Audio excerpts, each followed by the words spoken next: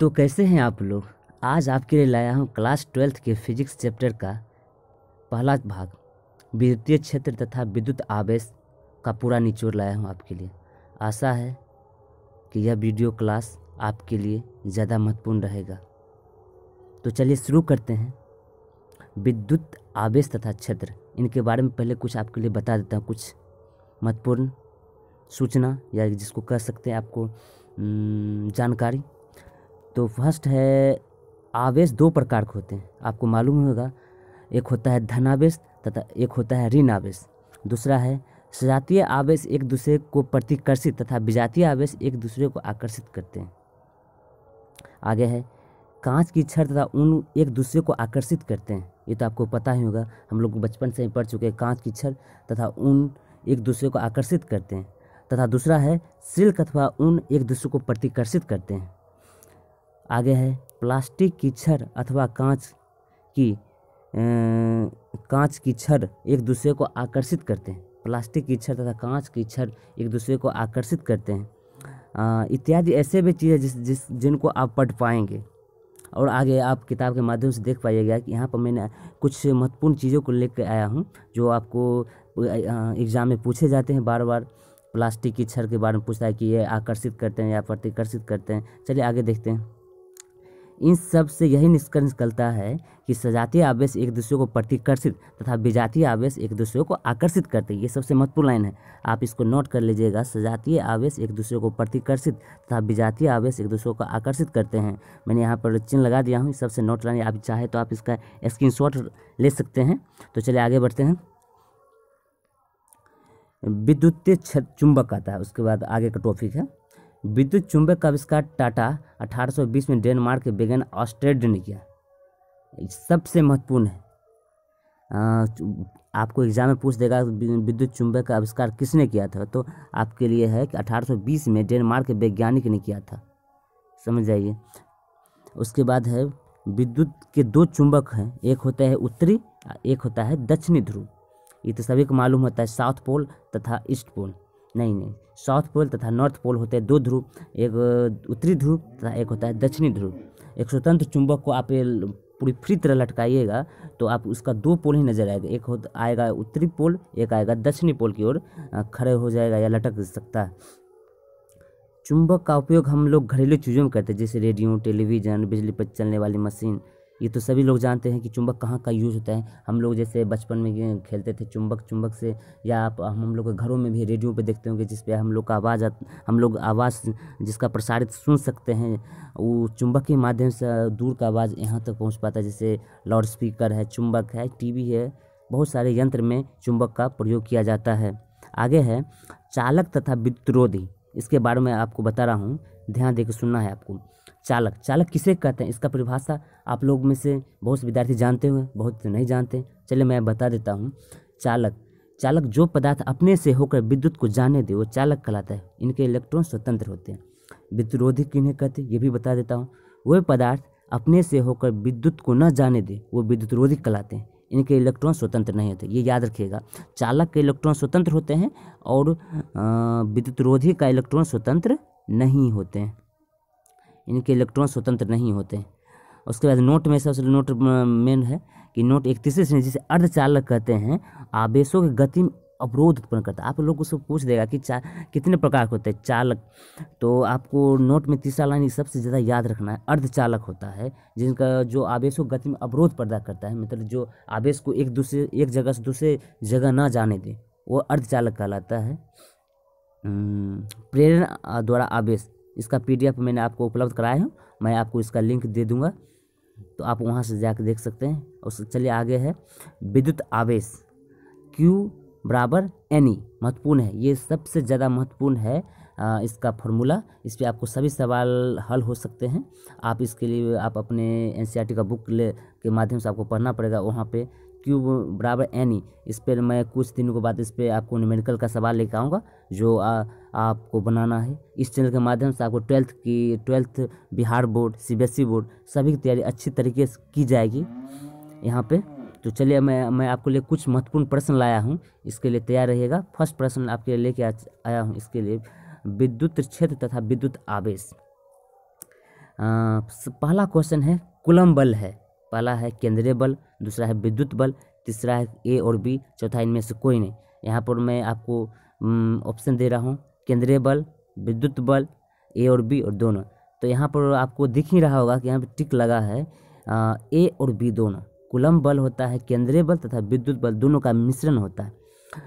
दूसरा सवाल है, यदि समरूप विद्युत क्षेत्र तथा एक्स अक्ष की दिशा में विद्यमान हो तो समविभव होगा एक्स वाई तल की दिशा में, एक्स जेड की तल की दिशा में, वाई जेड की तल की दिशा में, कहीं भी। तो इसका भी मैंने टिक पहले से मार दिया हूँ, वाई जेड तल की दिशा में। सिर्फ आपको ये याद करना है और सुनना है, इसी में आपको याद हो जाएगा। एक वीडियो के माध्यम से आपको 1 महीना कोर्स यहाँ पर कराया जा रहा है। तो इसलिए आपको ध्यान दे के पढ़ना है और ज़्यादा से ज़्यादा इस वीडियो को शेयर करना है, ताकि दूसरे वर्ग के, दूसरे गरीब तबके के लोग जुड़ सकें इससे। विद्युत आवेश का क्वांटम मात्रक होता है। सबसे पहला ऑप्शन है 4.78 गुने 10 पावर माइनस 10, 1.6 गुने 10 पावर 19, 2.99 इंटू 10 पावर 99 और है -1.6 इंटू 10 पावर माइनस 19। तो इसमें से फर्स्ट ऑप्शन आपको दिख ही रहा है 4.78 इंटू 10 पावर माइनस 10, इसका राइट आंसर हो जाएगा। स्थिर विद्युत क्षेत्र होता है संरक्षी, असंरक्षी, कहीं असंरक्षी, कहीं असंरक्षी, इनमें से कोई नहीं। तो इसका ऑप्शन ए आ जाएगा, संरक्षी होता है। स्थिर विद्युत क्षेत्र होता है संरक्षी। तो पाँचवा है, एक एकांक चालक के लिए निम्न से कौन अनुपात अचर होता है। तो इसका मैं ऑप्शन भी यहाँ पर मैं टिक लगा कर पहले ही लगा चुका हूँ। कुल आवेश विभव, दिया गया आवेश विभवांतर, कुल आवेश विभवांतर, इनमें से कोई नहीं। इसका ऑप्शन हो जाएगा ए, कुल आवेश विभव। अगला क्वेश्चन मैं आपको ले चलता हूँ। 1 कूलम आवेश होता है, ये सबसे ज़्यादा इंपॉर्टेंट सवाल है, सबसे ज़्यादा आपको याद रखना है। 1 कूलम आवेश किसके बराबर होता है, तो आपको याद रखना है 3 into 10 to power 19, 3 into 10 power 19 सबसे ज़्यादा आपको याद रखना है। ये 3 इंटू 10 पावर 19, ये आपको नोट करें याद, आप इसका स्क्रीनशॉट रख सकते हैं। 3 इंटू 10 पावर 19 में एक बार फिर दोहरा रहा हूँ इसके लिए। और आगे सवाल है, एक विद्युतीय द्विभव 2 विपरीत आवेशों से बना है जिनके परिमाण +3.2 into 10 to power minus 19 coulomb एवं -3.2 इंटू 10 पावर माइनस 19 कूलम है। उनके बीच की दूरी 2.4 इंटू 10 पावर माइनस 10 मीटर है। तो विद्युतीय द्विभव का आघूर्ण होगा। इसके लिए निकालने का मैंने फार्मूला आपको बता दूंगा अगले वीडियो में। आप चाहे तो इसको निकाल सकते हैं, नहीं तो इसके लिए इसका न्यूमेरिकल का मैं अलग से वीडियो बनाऊंगा। इसको तत्काल रहने देते क्वेश्चन, आप इसका ऑप्शन देख लीजिएगा। मैं इसके लिए अलग से वीडियो ला रहा हूँ न्यूमेरिकल के लिए। चलिए तब ऑब्जेक्टिव के लिए आगे बढ़ते हैं। आगे क्वेश्चन है, एक आवेशित चालक की सतह किसी बिंदु पर विद्युतीय क्षेत्र की तीव्रता क्या होती है। फर्स्ट है 0 होती है, बी है सतह के लंबवत होती है, सी है सतह के स्पर्शी होता है, डी सतह पर 45 डिग्री होता है। तो ऑप्शन बी हो जाएगा, सतह के लंबवत होती है। तो यहाँ पर हमको लगाना ऑप्शन बी में, सतह पे लंबवत होती है। तो आगे चलना है, क्वेश्चन नंबर 8 की तरफ हम लोग बढ़ रहे हैं। 2 विद्युत आवेश पहले वायु में तथा फिर के पराविद्युत वाले माध्यम में उतने ही परस्पर दूरी पर रखे जाते हैं। दोनों दशाओं में आवेश के बीच लगने वाले बलों का अनुपात है। तो दोनों का अनुपात ये भी न्यूमेरिकल है, इसको याद रखना है आपको। बी ऑप्शन होगा, के अनुपात 1 के अनुपात में रखे जाते हैं। आपको 10 नंबर क्वेश्चन है, किसी विद्युत रोधी माध्यम का पराविद्युत अपेक्षिक ईआर हो सकता है। तो ऑप्शन नंबर आ जाएगा डी -5। तो इसको भी आपको न्यूमेरिकल, इसको भी आपको ऑप्शन सिर्फ याद रखना। इसके लिए मैं अलग वीडियो ला रहा हूँ उसके लिए। इस सबसे ज़्यादा इंपॉर्टेंट है, इसको याद रखना। आपको फार्मूला है जिसमें आपको विद्युत क्षेत्र तथा विभव के बीच का संबंध क्या होता है, ये आपको याद रखना है। इसका संबंध होता है ए नंबर, E = -d/dx। इसको सबसे ज़्यादा इंपॉर्टेंट सवाल, इसको आपको रटना है, याद रखना है। 12वां नंबर क्वेश्चन है, यदि किसी खोखले गोलीय चालक को धनावेशित किया जाए तो उसके भीतर का विभव होगा। तो एक बार मैंने खुद आपको ऑप्शन दे रहा हूँ, यदि किसी खोखले गोलीय चालक को धन आवेशित किया जाए तो उसके भीतर का विभव होगा, क्या होगा आपको बोलना है। पहला ऑप्शन है 0 होगा, दूसरा धनात्मक समरूप होगा, तीसरा धनात्मक और असमरूप होगा, चौथा ऋणात्मक और समरूप होगा। तो ऑप्शन नंबर आ जाएगा बी, धनात्मक और समरूप। यहाँ पर आपको टिक लगा ही होगा, जो आप देख सकते हैं। आप इसका आप चाहे तो स्क्रीनशॉट ले सकते हैं। इसका ऑप्शन आ जाएगा बी, धनात्मक और समरूप। आगे बढ़ते हैं। 13 नंबर क्वेश्चन, साबुन के एक बुलबुले को जब आवेशित किया जाता है तो उसकी त्रिज्या क्या होगी। साबुन को हम बुलबुले देखते हैं अक्सर पानी में, तो जब इसको आवेशित इस पर जब चार्ज किया जाए तो उसकी त्रिज्या क्या होगी, या घटती है या शून्य होती है या अपरिवर्तित होती है या बढ़ती है।